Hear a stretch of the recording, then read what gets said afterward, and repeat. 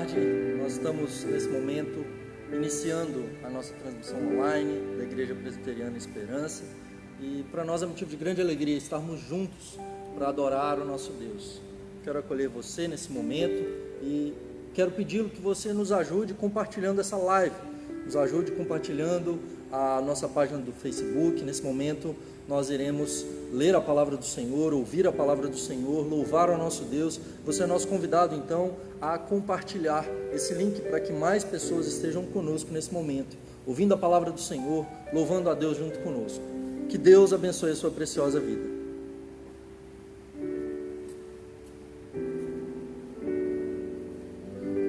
Muito boa tarde. Eu quero te convidar a abrir a sua Bíblia no Salmo de número 67. Salmo de número 67, diz assim a palavra do Senhor: ao mestre de canto, para instrumentos de cordas, salmo, cântico. Seja Deus gracioso para conosco, e nos abençoe, e faça resplandecer sobre nós o rosto, para que se conheça na terra o teu caminho, e em todas as nações a tua salvação. Louvam-te os povos, ó Deus, louvam-te os povos todos. Alegrem-se e exultem as gentes, pois julgas os povos com equidade, e guias na terra as nações. Louvam-te os povos, ó Deus, louvam-te os povos todos. A terra deu o seu fruto, e Deus, o nosso Deus, nos abençoa. Abençoe-nos, Deus, e todos os confins da terra o temerão. Nós vamos orar, pedindo que Deus nos abençoe nessa tarde, que o Senhor fale conosco. Já vamos pedir também que Deus ilumine os nossos corações, nós que ouviremos a palavra de Deus, que Deus abençoe também a vida do reverendo Daniel, que irá expor a palavra. Eu quero te convidar a fechar os seus olhos nesse momento e orar junto conosco. Pai querido, nós te rendemos graças, porque o Senhor é bom, porque a tua misericórdia dura para sempre, Pai. Nós estamos aqui nessa tarde, como teu povo, para juntos te adorar, te bendizer, exaltar o teu nome, ouvir, Senhor, a tua santa palavra, Pai. Nesse momento pedimos que o Senhor aceite a nossa adoração, Pai. Que o Senhor aceite o nosso culto, que tudo o que fizermos aqui nessa tarde seja conforme prescrito na Tua palavra, Pai. Usa, Senhor, a vida do reverendo Daniel com poder, com autoridade, para que ele pregue, Senhor, toda a Tua palavra com fidelidade, Pai. A nós que vamos ouvir, que o Senhor ilumine os nossos olhos, ilumine o nosso coração, para que a Tua palavra penetre, traga transformação, traga cura, traga confrontação e esperança, Pai. Nos guia, Senhor, nessa tarde. É a oração que te fazemos no nome do Senhor Jesus Cristo. Amém. Quero te convidar a juntos conosco a cantar e bendizer o nome do nosso Senhor. Boa tarde, irmãos. Que prazer estarmos mais uma vez na presença do nosso Deus e cantarmos louvores a Ele. Neste momento, quero te convidar que, mesmo sentado na sua casa, no seu sofá, você esteja com o coração alegre e feliz cantando conosco. Hoje é tempo de louvar a Deus.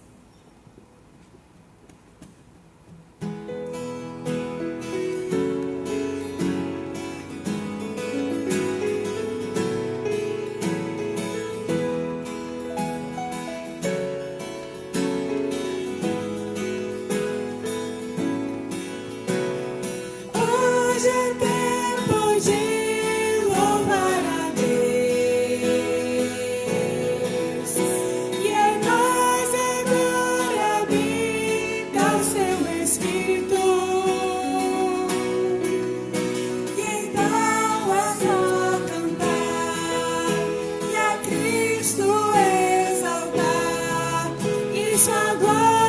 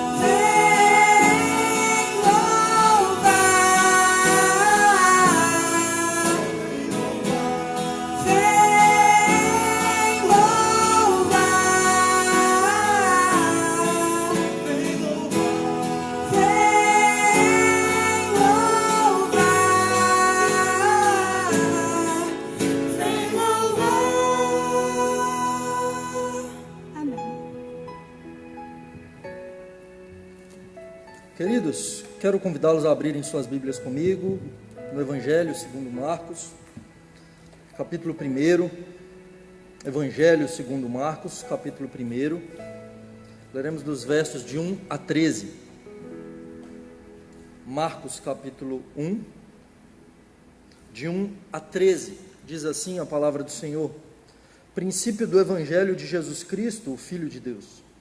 Conforme está escrito na profecia de Isaías: eis aí envio diante da tua face o meu mensageiro, o qual preparará o teu caminho. Voz do que clama no deserto: preparai o caminho do Senhor, endireitai as suas veredas. Apareceu João Batista no deserto, pregando o batismo de arrependimento para a remissão de pecados. Saíam a ter com ele toda a província da Judéia e todos os habitantes de Jerusalém, e confessando os seus pecados, eram batizados por ele no Rio Jordão. As vestes de João eram feitas de pelos de camelo. Ele trazia um cinto de couro e se alimentava de gafanhotos e mel silvestre. E pregava, dizendo: após mim vem aquele que é mais poderoso do que eu, do qual não sou digno de, curvando-me, desatar-lhe as correias das sandálias. Eu vos tenho batizado com água, ele, porém, vos batizará com o Espírito Santo. Naqueles dias veio Jesus de Nazaré, da Galileia, e por João foi batizado no Rio Jordão. Logo ao sair da água, viu os céus rasgarem-se e o Espírito descendo como pomba sobre ele. Então foi ouvida uma voz dos céus: tu és o meu filho amado, em ti me comprazo. E logo o Espírito o impeliu para o deserto, onde permaneceu 40 dias, sendo tentado por Satanás. Estava com as feras, mas os anjos o serviam. Queridos, quem é Jesus Cristo? Talvez essa seja a pergunta mais importante que a gente tenha para responder. Quem é a pessoa do nosso Senhor Jesus Cristo? E muitas seitas diziam que ele era um homem como qualquer outro. Algumas heresias diziam que, na verdade, ele foi cheio do Espírito Santo na hora do batismo e o Espírito Santo, na verdade, o Logos divino o deixou na hora da crucificação. Outras seitas vão dizer que ele foi a primeira criatura e mais elevada, como um mestre de obras da criação. Os muçulmanos dirão que Jesus Cristo era um grande homem, um dos grandes profetas. Há quem diga que ele poderia ser um revolucionário, alguém que veio para defender os pobres, os oprimidos. Outros podem pensar que ele era uma espécie de Papai Noel, aquele que vem para dar alegria, para dar sucesso. Outros podem dizer que ele é o coach da minha vida, ele veio para mostrar, me dar o exemplo e mostrar que eu consigo. E o Evangelho de Marcos, ele tem a resposta sobre quem é Jesus. Esse Evangelho traz para nós. Ele não é um livro de autoajuda, um manual ou um livro de ficção. O objetivo do Evangelho de Marcos é narrar sobre quem é Jesus Cristo, a pessoa e a obra de Cristo.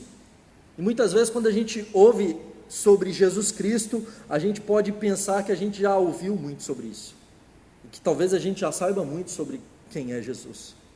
E não seja tolo de pensar que nós não podemos nos surpreender com a pessoa maravilhosa de Cristo, pensando que a gente já sabe tudo sobre Ele. Hoje, então, nós vamos aprender que o Evangelho conta as boas novas de salvação para nós.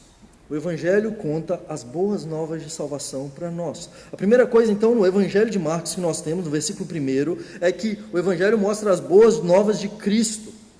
Princípio do Evangelho de Jesus Cristo, o Filho de Deus. Marcos não começa com o nascimento de Cristo. Ele não começa com a genealogia de Jesus. Ele já começa com Jesus Cristo agindo.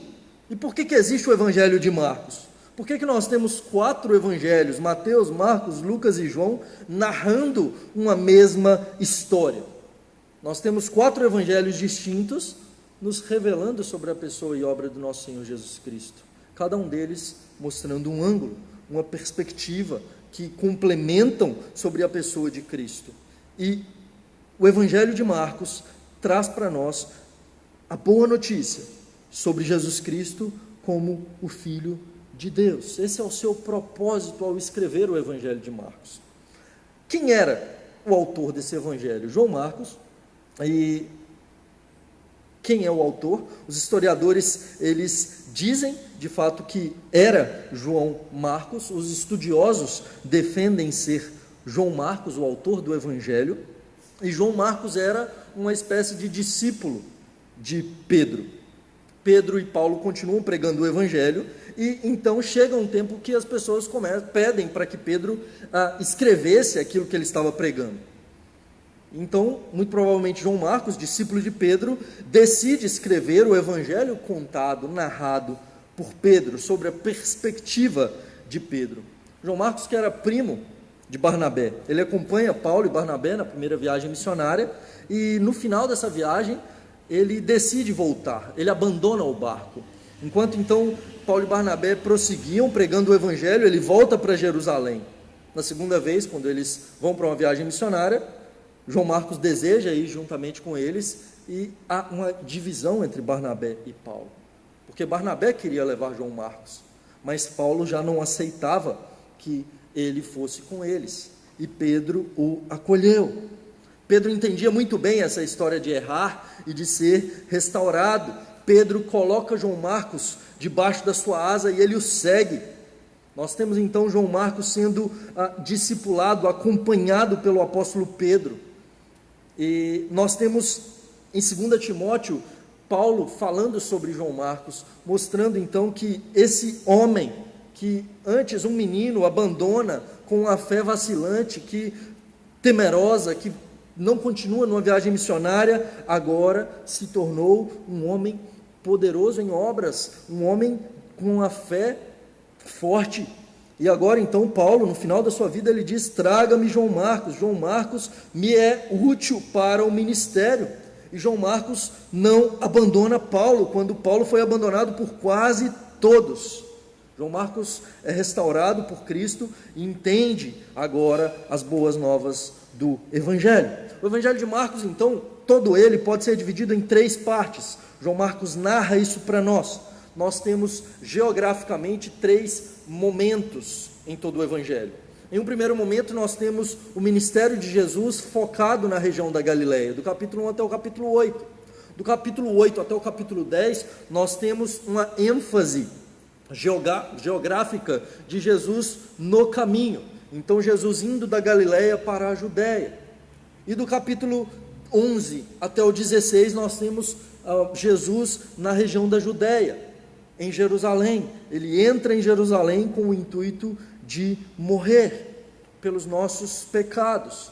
Na Galileia nós temos a primeira parte do Evangelho, onde Marcos enfatiza os exorcismos, as curas de Jesus, e é interessante notar que somente na primeira metade nós temos os exorcismos de Jesus.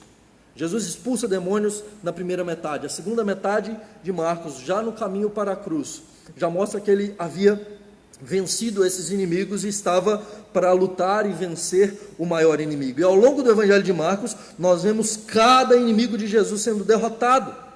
Nós veremos Jesus lidando com o pecado, com o resultado do pecado, as enfermidades, endemoniados, todos os problemas de um mundo caído.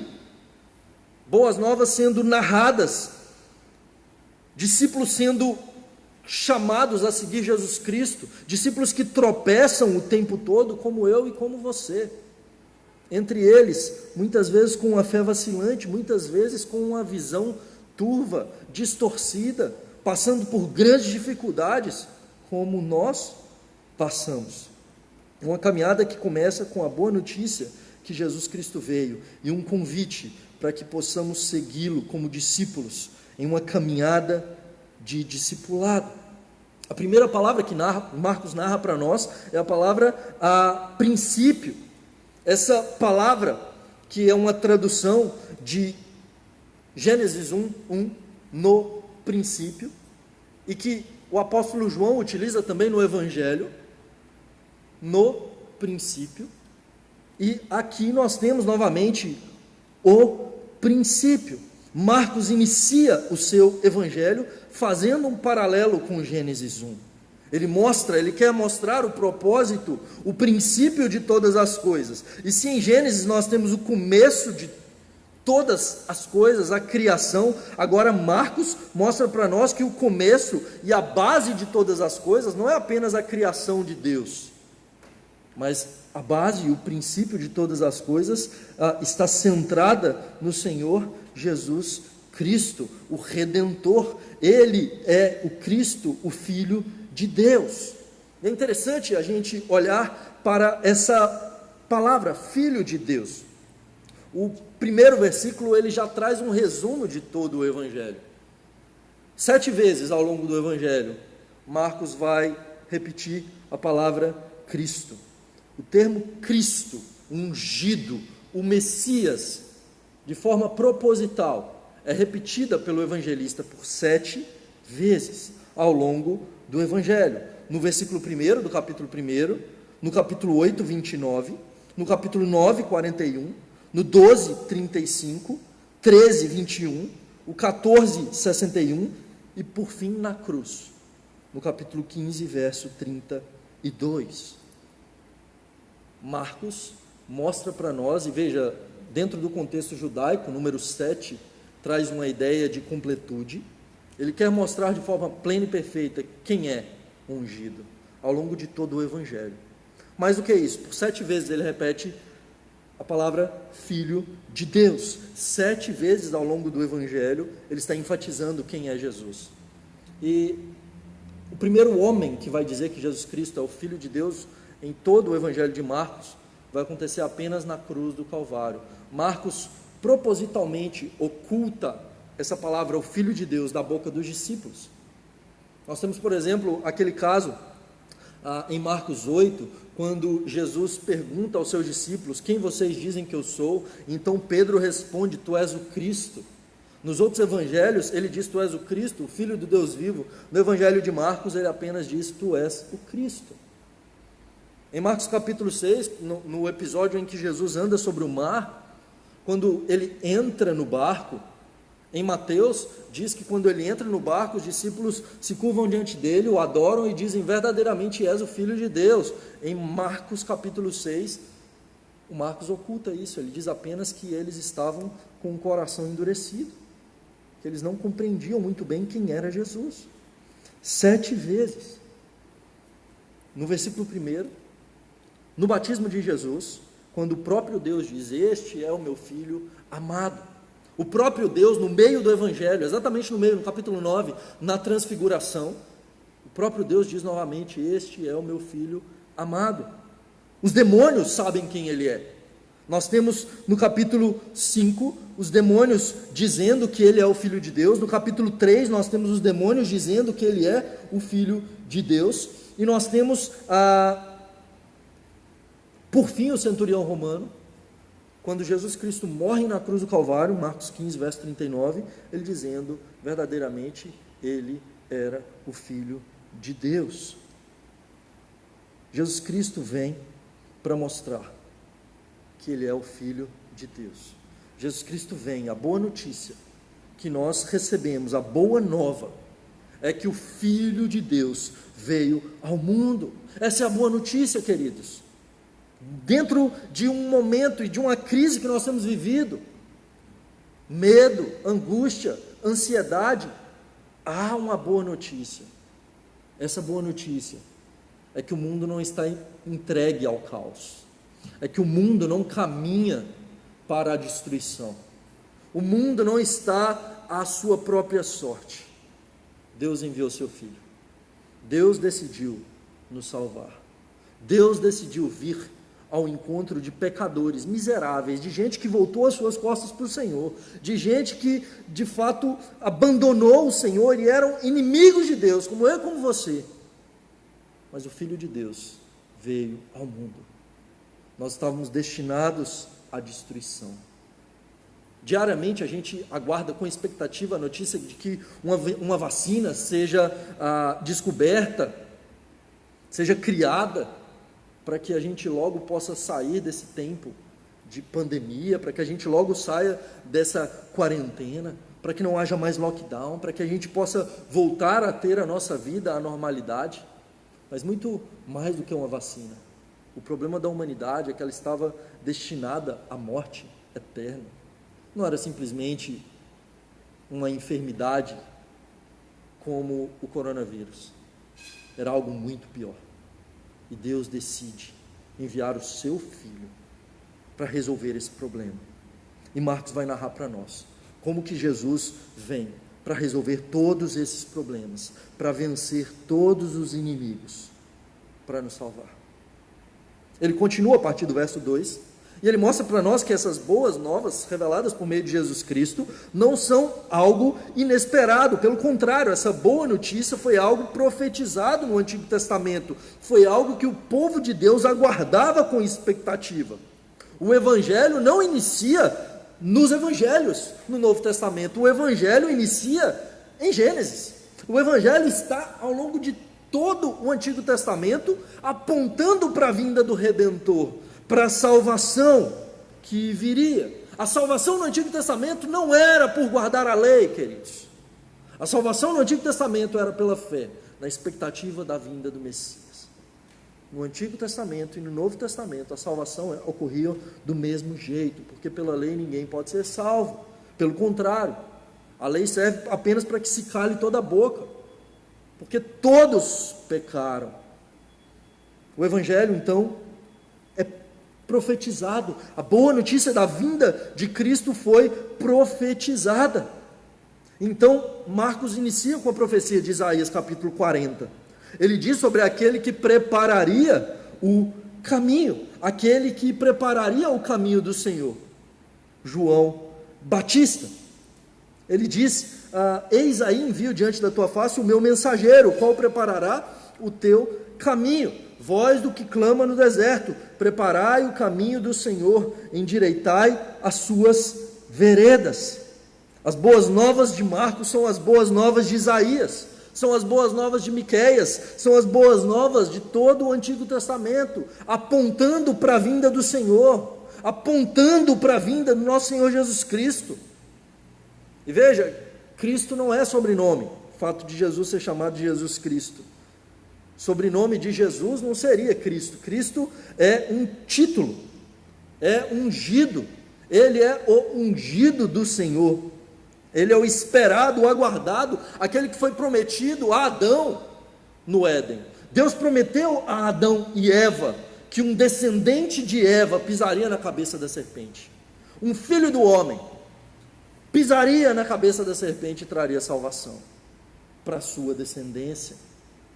Deus prometeu a Abraão que por meio da sua descendência serão benditas, abençoadas todas as famílias da terra, por meio da semente de Abraão. Deus prometeu a Davi que um descendente dele haveria de se assentar no trono para todo o sempre. E João Batista é o último profeta do Antigo Testamento. Ele é alguém que se veste rusticamente, ele come gafanhoto e mel. Veja, comer gafanhoto não é algo que deveria ser muito bom. Ele era alguém que de fato separava e estava focado a sua vida inteira em buscar a face do Senhor, não em buscar deleites, prazeres. Ele não se importa com essas coisas, o seu propósito é apontar o caminho, ele se diminui para que Cristo cresça. Esse é o seu propósito, o propósito do seu ministério. Ele era um primo de Jesus Cristo, um arauto. E o arauto é quem vem anunciando que o rei está chegando. Ele é esse arauto, ele vem preparando esse caminho. Ele diz: o rei está chegando, o rei está vindo. E Marcos faz questão de fazer um paralelo entre João Batista e entre Elias. Tanto Elias como João Batista, eles são identificados com o deserto. E João Batista, ele é identificado com o deserto nesse texto. Ele clama no deserto, ele chama o povo no deserto ao arrependimento, no propósito de fato de entrar na terra prometida, no propósito de entrar na salvação do Senhor. João Batista está preparando o caminho, o povo ouve, ele denuncia os pecados do povo, E ao fazer isso, ele faz aquilo que a lei faz. Ele aponta a incapacidade do povo de agir segundo a lei. Ele chama o povo ao arrependimento. E esse é o chamado do Evangelho. A pregação do Evangelho é chamar o povo ao arrependimento. Agora, ele está no Rio Jordão. E ali no Rio Jordão, ele batiza pessoas. Ele chama pessoas ao arrependimento e as pessoas estão confessando os seus pecados e sendo batizados por ele no Rio Jordão. Veja que esses homens são batizados por João Batista ali no Rio Jordão, mas eles ainda não conhecem a Jesus Cristo. Esse batismo não é um batismo cristão. Eles ainda não são seguidores do Senhor Jesus. Alguns que foram batizados por João Batista se tornarão discípulos de Jesus na sequência. Em Atos, nós temos alguns discípulos de João Batista que sequer haviam ouvido falar do Espírito Santo. Então, eles recebem posteriormente, porque eles foram batizados apenas no batismo de João, que não era um batismo cristão. O batismo de João era um batismo judaico, um batismo de purificação. Ele está apontando para Jesus Cristo. E veja que esse batismo é o mesmo feito no Antigo Testamento. O batismo no Antigo Testamento, a purificação no Antigo Testamento, normalmente era por aspersão de água, purificação por meio da água. E é o que João Batista está fazendo aqui. Esse batismo feito por João Batista. E ele opera por meio desse batismo. E Jesus é batizado por João Batista. No verso 9... Antes disso, no verso 7, ele diz: após mim vem aquele que é mais poderoso do que eu, do qual não sou digno de, curvando-me, desatar-lhe as correias das sandálias. Eu vos tenho batizado com água, ele, porém, vos batizará com o Espírito Santo. O que João Batista está dizendo é que o propósito do seu ministério não é que ele cresça. E muitas vezes o nosso propósito na igreja é da gente aparecer. Não, quem tem que aparecer é o Senhor Jesus Cristo. É isso que ele está dizendo. Eu não sou digno de desatar as sandálias do meu Senhor. Ele vai dizer em outro local, é importante que ele cresça e que eu diminua. O que João Batista está dizendo? Ele está dizendo, olha, convém que eu diminua para que a salvação dele seja vista. João Batista chama as pessoas ao arrependimento, ele aponta o pecado do povo, mas ele não pode trazer salvação.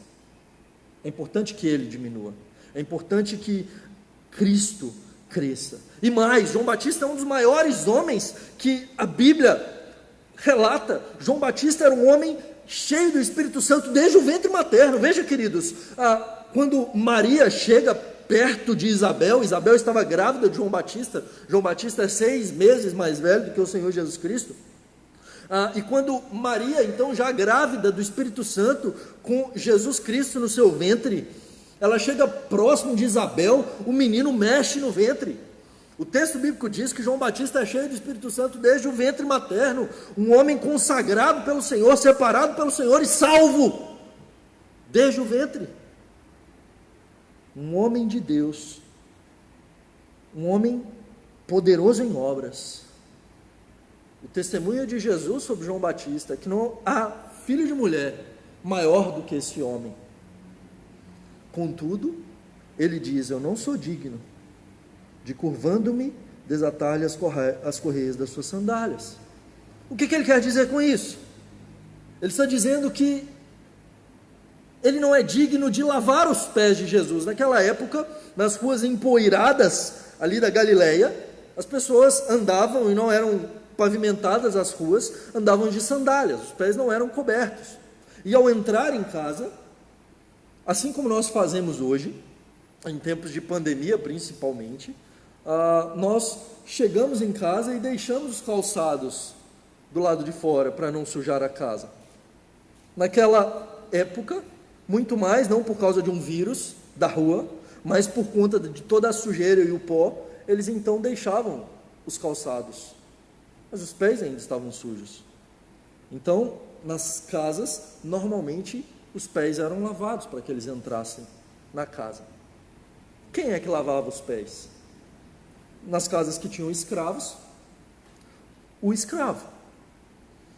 E qual escravo? Existiam casas que tinham escravos, por exemplo, José era um escravo na casa de Potifar, mas na casa de Potifar ele não era qualquer escravo, Ele se tornou o seu mordomo, aquele que governava toda a casa. Então nós tínhamos mordomos nas casas, que eram escravos, nós tínhamos pedagogos, que eram aqueles que ensinavam os filhos do Senhor, e nós tínhamos aqueles que eram os menores. O menor escravo era aquele que lavaria os pés dos convidados. O que João Batista está dizendo é que ele sequer, como o menor escravo na casa do Senhor, é digno de lavar os pés do nosso Senhor Jesus Cristo. Esse é o sentimento que nós devemos ter, queridos, diante do nosso Deus. Quanto mais nós conhecemos o nosso Deus, nós precisamos reconhecer a nossa pequenez. Com falhos, com pequenos, com fracos, nós somos. O Evangelho não se trata de nós. O Evangelho não se trata de personalidades. O Evangelho não se trata de grandes homens. O Evangelho se trata de um grande Salvador, de um grande Deus, que vem para salvar gente miserável, gente que não merece sequer lavar os seus pés. Essa é a primeira bem-aventurança que o Senhor Jesus nos ensina no Sermão do Monte. Bem-aventurados aqueles que reconhecem que diante de Deus são miseráveis, são pobres de espírito, não têm nada, não podem nada e não são nada. Agora então, João Batista batiza o nosso Senhor Jesus Cristo. Jesus vem de Nazaré e por João foi batizado no Rio Jordão. E a gente pode perguntar por que Jesus então é batizado, uma vez que ele não tem pecado, uma vez que ele não precisa ser purificado. Mas Cristo vem para ser o representante da humanidade. Ao entrar no rio e ao receber a água sobre sua cabeça, ele o faz como representante da humanidade, ele cumpre toda a lei. Jesus Cristo é o nosso mediador, ele é o nosso representante, ele é o nosso substituto. Ele cumpre toda a lei no meu e no seu lugar. E quando ele sai da água, ele experimenta 3 coisas que na tradição judaica significam a inauguração do reino escatológico de Deus. Os judeus aguardavam esses 3 sinais para perceber então que o reino de Deus era chegado. E quais sinais eram esses? Exatamente aquilo que acontece na hora do batismo de Jesus. O Deus triuno se revelando. Nós temos os céus abertos. O texto bíblico diz que os céus se rasgam. Logo ao sair da água, viu os céus rasgarem-se, o Espírito Santo descendo como pomba sobre ele. Em primeiro lugar, então, esses céus se rasgando, os céus sendo abertos.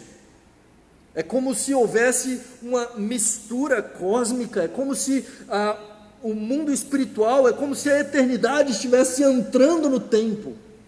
O reino está começando, os céus rasgando, a eternidade invadindo a nossa esfera. O Salvador chegou, o Salvador está iniciando o seu reino. O Espírito desce sobre ele. Então o Espírito vem sobre ele. Nós temos então a figura do Espírito e nós temos o Pai falando, uma voz celestial falando sobre ele. Este é meu filho amado, em ti me comprazo. O próprio Deus dizendo quem ele é o seu filho. Ele é o Filho de Deus. Nós temos aqui uma cena padrão. Jesus Cristo, ele sai das águas, ele passa pelo Rio Jordão e agora ele chega no deserto. É isso que acontece com o povo de Israel. O povo de Israel, quando sai do Egito, eles passam pelo Rio Jordão para entrar na terra prometida e então passam pelo deserto. O Senhor Jesus agora passa pelo Rio Jordão, passa pelo deserto para nos conduzir a uma nova terra. Por 40 dias ele é tentado no deserto. Novamente uma cena padrão. O povo de Israel passa 40 anos no deserto sendo provado. Ele passa pelo deserto, ele é tentado ali naquele lugar. O Espírito leva o deserto para ser tentado. Veja, Deus também é quem conduz o seu povo ao deserto para prová-lo. Deus muitas vezes pode nos conduzir ao deserto para que a gente possa ser provado. E a aprovação do Senhor é no intuito que a gente seja aprovado, que a nossa fé seja depurada, purificada. E nesse momento Jesus Cristo já chega batendo forte no inimigo. Ele já enfrenta de cara aquele que fez a humanidade cair. Jesus Cristo é tentado no deserto. Eu e você seremos tentados, nós somos tentados diariamente. Mas mesmo as tentações do diabo servem para nos conduzir a Deus. Jesus Cristo passa 40 dias no deserto. Moisés e Elias também passam 40 dias no deserto. A lei e os profetas apontando para aquele que viria. Ele é o pleno cumprimento da lei. Satanás quer derrubar o Senhor Jesus Cristo. Ele se levanta então no intuito de prová-lo, no intuito agora de fazê-lo cair. Ele é o segundo Adão, ele é o representante da humanidade agora diante de Deus. Ele agora, se ele falhar, toda a humanidade não poderá ser salva. Satanás quer derrubá-lo, e agora ele está em um lugar inóspito, em um lugar perigoso. Veja, o deserto onde Jesus estava tinha feras naquele lugar, chacais, animais perigosos, leões. Era uma região que tinha leões. O primeiro Adão, ele é tentado em um jardim. O homem é tentado em um local amigável, em um local que tudo estava ao seu favor, e não tinha animais contrários a ele. No Antigo Testamento começa com esse jardim onde os animais eram amigos. No Novo Testamento, o segundo Adão começa no deserto, com animais inimigos. O que há semelhante nos dois? A serpente.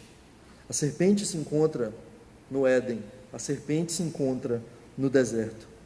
No Éden, a serpente vence e derruba o homem.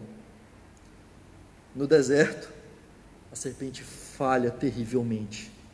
E o segundo Adão, nosso Senhor Jesus Cristo, já derruba Satanás. Isso é apenas o começo da narrativa do Evangelho de Marcos. Ele vencerá todos os inimigos. Ele cumprirá toda a lei em nosso lugar.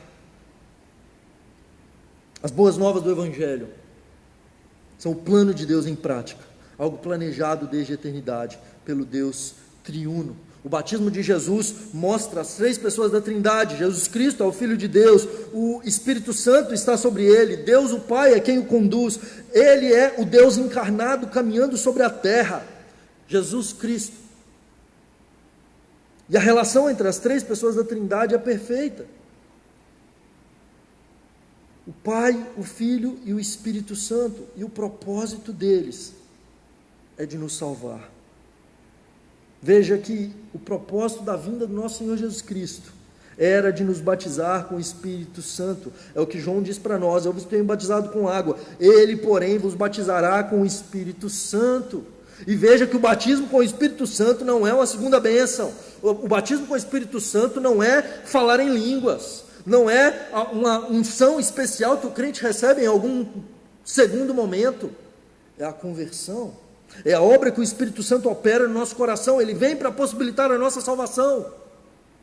Por meio dele, ele é o instrumento pelo qual nós somos salvos. O Espírito Santo aqui nos capacita, nos regenera, aplica a obra da redenção no nosso coração e abre os nossos olhos. E quem é que possibilita que o Espírito Santo possa operar essa obra em nós, subjetivamente, em cada um de nós? Aquele que cumpre toda a lei, objetivamente na cruz do Calvário. Ele é o meio pelo qual nós podemos ser salvos. Ele é o único caminho. Jesus Cristo veio para nos salvar. Ele foi a boa notícia profetizada no Antigo Testamento. O Filho de Deus viria para nos salvar. Ele é quem vence cada inimigo ao longo da história, para que a gente pudesse ser salvo. Ele veio para que a gente pudesse ser batizado com o Espírito Santo e receber a salvação por meio dele. Vivemos dias maus, dias difíceis, queridos. Vivemos dias onde há desesperança, vivemos dias onde há medo, ansiedade. Mas veja, a boa notícia é que Jesus Cristo venceu todo o mal. A boa notícia é que Ele é quem nos recebe nos seus braços. A boa notícia é que esse mundo caído vai ser totalmente consertado por meio de Jesus Cristo. Ele começou a obra e Ele vai terminá-la. E nós, eu e você, precisamos nos voltar para Ele, que Ele seja o centro da nossa vida, o centro da nossa história. Vamos orar nesse momento, em seguida nós vamos cantar mais uma vez. Santo Deus, obrigado pela Tua palavra que foi lida e exposta. Louvado seja o nome do Senhor, porque nós podemos, ó Deus, aprender mais sobre o nosso Redentor Jesus Cristo, o Messias, o Filho de Deus, o ungido do Senhor, aquele que cumpriu toda a lei no nosso lugar, aquele que veio para nos redimir e que venceu todos os inimigos. Louvamos o Teu nome, ó Pai, pelo privilégio de poder estar perante a Tua face, ouvindo a Tua voz.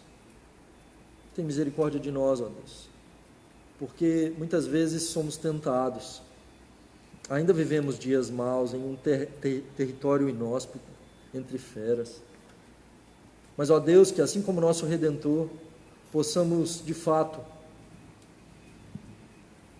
confiar tão somente em Ti, depositar a nossa confiança, a nossa esperança no Senhor, andando nos caminhos do Senhor, buscando, ó Deus, cumprir a Tua vontade, vontade essa que é boa, perfeita e agradável, e que podemos, ó Deus, cumprir porque Ele pagou um alto preço no nosso lugar. Louvado seja o nome do Senhor.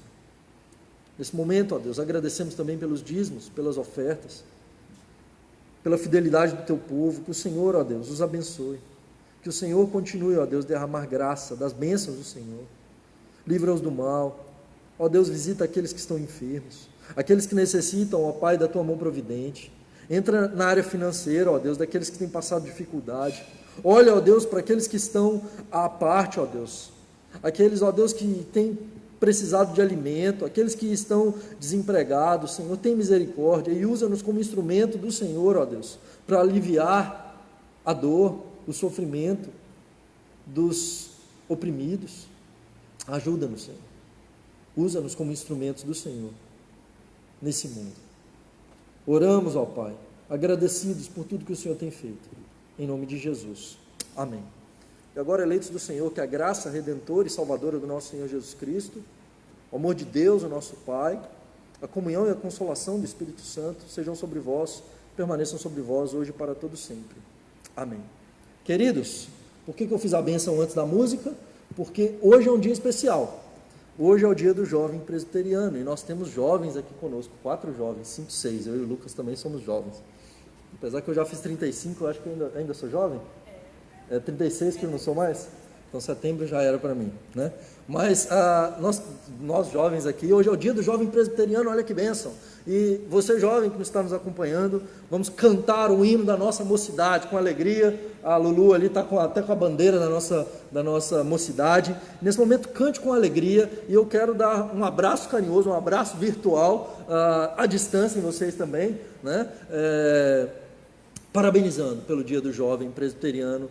Jovens, eu vos escolhi porque sois fortes. Louvado seja o nome do Senhor. Que Deus continue abençoando a vida de vocês. Vamos cantar o hino da mocidade e em seguida nós encerraremos a nossa transmissão. Como o pastor Daniel disse, o terceiro domingo do mês de maio a gente comemora o dia do jovem presbiteriano. E o versículo que o pastor falou é o que eu queria deixar para vocês. Está lá em 1 João 2,14. Jovens, eu vos escrevi porque sois fortes e a palavra de Deus permanece em vós e tendes vencido o maligno. E nós somos jovens que temos vivido por tempos difíceis, por inseguranças, incertezas, mas que a nossa fé possa estar firmada na palavra de Deus, que o nosso coração esteja cheio de Deus, do amor de Deus, da palavra dele, das suas promessas, e que a gente sempre se lembre que nós somos criatura dele. Que assim como nós temos estudado no nosso pequeno grupo, que quinta-feira a gente viu, a gente não seja como o solo, como a semente que cai à beira do caminho, que é levada pelas aves, que a gente não seja como a semente que cai em solo rochoso, que até começa a germinar, mas logo morre, e que a gente também não seja como a semente que cai na terra com espinhos, e seja sufocado pelo mundo que está à nossa volta, mas que a gente possa dar frutos, que as pessoas possam ver em nós os frutos de Cristo. Que